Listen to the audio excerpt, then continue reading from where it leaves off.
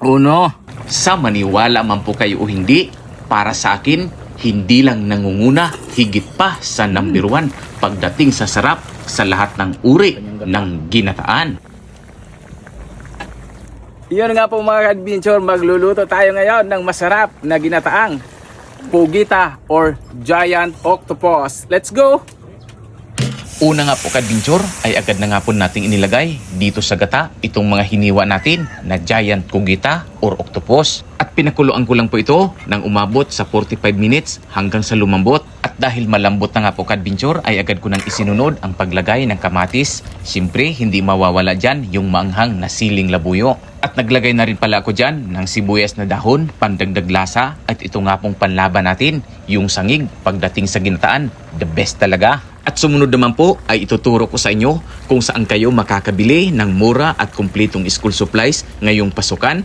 Punta lang kayo sa G&G Enterprises, located yan sa Sorbito Street, Masbate City, harap lang po ng Metrobank. At balik nga po tayo ka-adventure dito sa ating masarap na nilulutong ulam. Nilagyan ko na pala ito ng asin, seasonings para pagkatapos nito, food trip na po tayo. Kita nyo naman, itsura pa lang, napakasarap na. Kaya kung nagustuhan ang video, pwede nyo pong pindutin ang heart button at kung natakam kayo, pa-share ng video na ito para makapanood po ang inyong mga kakilala, kamag-anak at siyempre, papalo po ng aking page na Ampil Adventures.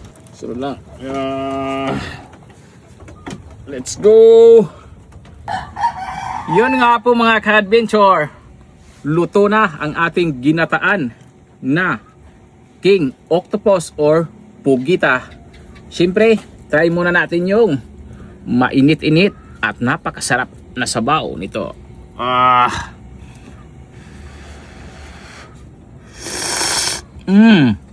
Uno. Sarap.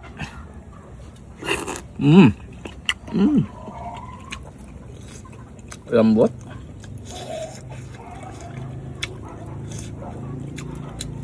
Di na kailangan yung kanin. Sabaw at laman pa lang. Busog na busog na. Yan, may sabaw. Maanghang. Na malinamnam dahil sa gata.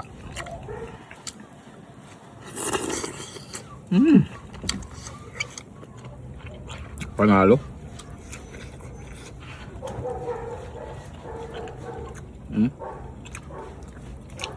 Napaka-creamy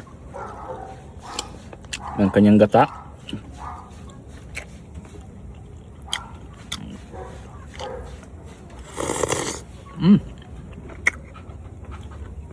Harap.